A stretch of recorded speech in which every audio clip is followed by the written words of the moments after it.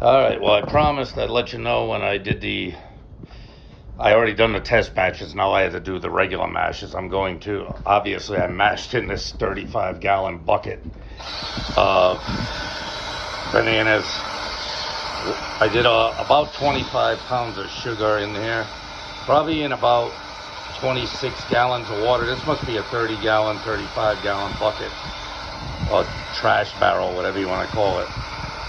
We're going to give it a good spin. I got to get the temperature down to yeast pitching range, which we'll test shortly with, well, we can test it right now. How's that for an answer? All right, hold on. Let me make sure this thing's on Fahrenheit. What do we got? Yeah, it's down to about 100 degrees. You gotta look at the bottom. The bottom one's this metal rod. The top number is so we're at about 100 degrees, so I still got a little ways to go. I'll probably take my girl's dog out for a walk for a few miles, see what happens. But as you can see, this is a gigantic garbage barrel. There's gotta be, well, I told you there's 25 pounds of sugar in here. I didn't bother inverting it because I didn't want to dump the boiling water in here, and I didn't have any ice to cool it down. I needed to get this shit going because the bananas are ripening at a rate that's almost unimaginable. When you got 320 pounds of bananas, they all go ripe at the same time. So I got to get this show on the road. So I just put regular sugar in here, I put it into water about 145, 150 degrees, so I wouldn't kill any enzymes that are in the peels or anything else, and melted the sugar in that, and then put it into, this barrel. I've got, if I had to guess, I've got at least 90 pounds of bananas in there. I figured I was counting on 3 pounds per gallon, but the bananas were ripening so fast, I just ended up probably going about 3.5 pounds per gallon. It's probably 90 pounds of bananas and probably 26, 27 gallons of water. I can even see some of the water's been sucked up because the water level was higher. This was not even showing earlier. So I think the bananas are either sucking up some of the water or something's going on. But you can tell, this is a lot of fucking water, a lot of bananas. I've got to wait till it gets in the mid-90s range on this temperature so I can pitch the yeast. With this one, I'm not even going to fuck with my yeast logs. They're back at home. I'm not at home right now, but I do have the Still Spirits rum distiller's yeast. And I tell you what, this bag, it's still half full. It says it's good for 6.5 gallons. Oh, people, I'm gonna get a lot more than 6.5 gallons out of this bag. I did 4 or 5 buckets, 5-gallon buckets. So I've done 30 gallons of mash, and there's still more than half the bag left. I don't like over pitching my yeast. You know what I mean? Yeast will reproduce itself. I'm not in a rush for this thing to ferment. Whenever it's done fermenting, it's done fermenting. That's fine. It doesn't matter if it takes 14 days or it takes 6 days or 5 days. I don't care. I'm not in a rush. Whenever it's done, I'll clean it up. I'll put it in the still. I'll run it. It's not a big deal. But that rum yeast does the work. Even just pitching enough to cover the top. You come back a few hours later and that shit is working. So I don't know what it's not turbo rum yeast, because I avoided the turbo rum yeast. I don't want that garbage. I don't want a 48-hour ferment or whatever. It's supposedly just regular rum yeast. It doesn't say turbo on it anywhere. The other ones I saw say turbo up at the top. And this one just says active single culture rum yeast strain with a blend of, there is yeast nutrients in it.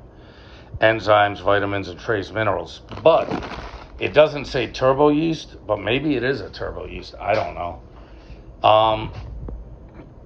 I put some pectic enzyme in it when it was like half full. When I had all the bananas in there and half the water, I put the pectic enzyme in it. Because I like to always use that with fruit. I don't care if it creates methanol. It's not a big deal to me. I'm going to throw out the heads anyway, and the methanol is the first thing that's coming out. And I also put some glucoamylase just in case I had any long chain starches that weren't breaking down naturally from the banana peel, because the banana peel does have enzymes in it.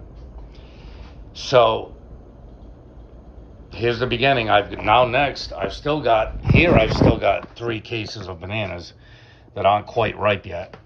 And there's my boiler, obviously, but the next batch is going in that 30-gallon pot underneath my still boiler.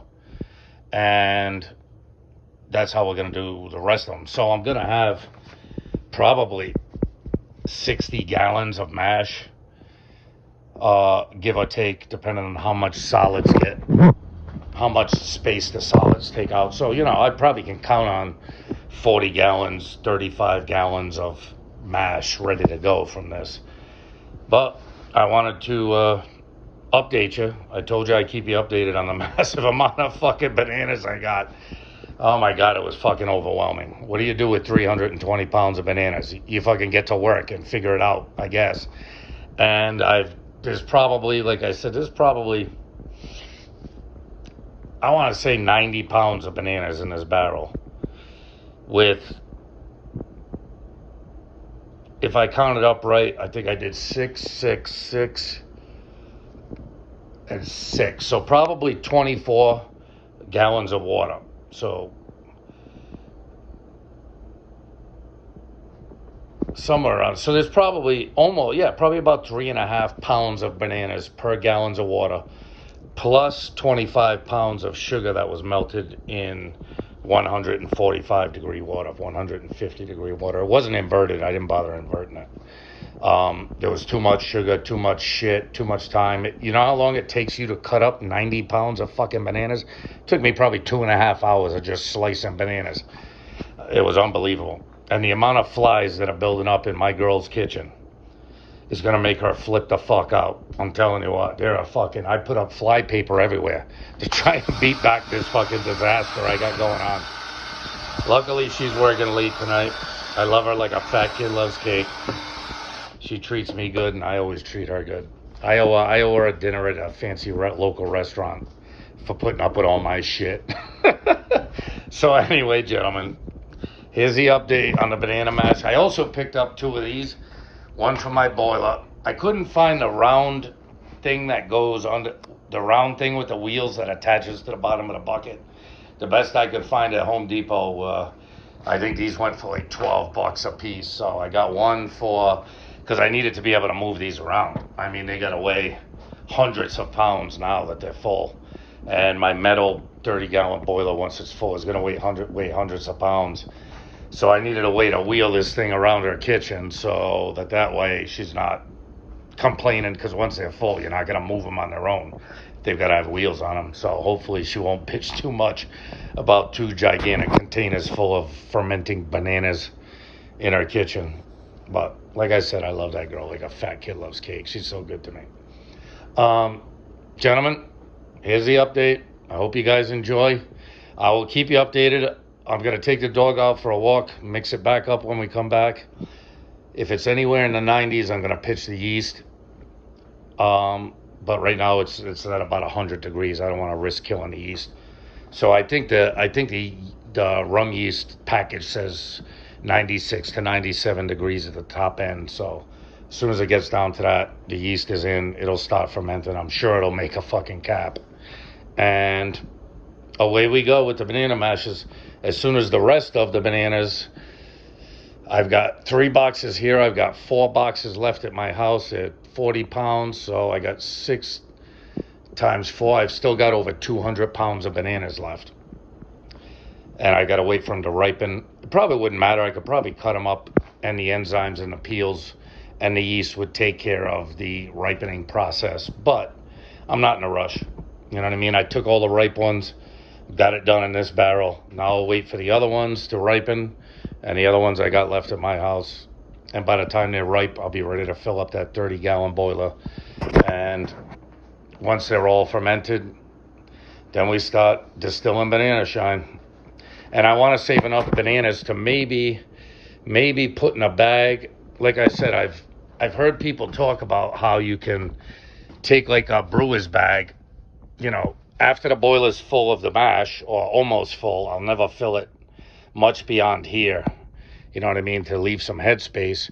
But hang a brewer's bag around the lip of the boiler, fill it full of bananas so it's hanging in the vapor path while it's distilling, and hopefully, you know, get some kind of banana flavor through. I think I'm going to do a strip and run first. I think I'm going to strip it all off, just get it done quick. And then when I do the spirit run, I'll have some bananas frozen in the freezer, you know, from all these fucking bananas. I mean, there's fucking bananas everywhere. My life lately is fucking bananas, literally and figuratively. So, you know, I'm going to put a bunch of these in the freezer to save, so that when I do the spirit run, I'll put one of those brewer's bags. I've got to have a couple of them. Yeah, I've got a couple of them right here. So I've got at least a couple of brewer's bags. There's got to be at least 3 in there. There's even some muslin bags, I think, packed into there. Put some, you know, some banana in the bag, hanging over the vapor path in the still for the spirit run, and hopefully impart as much banana flavor as I can into it.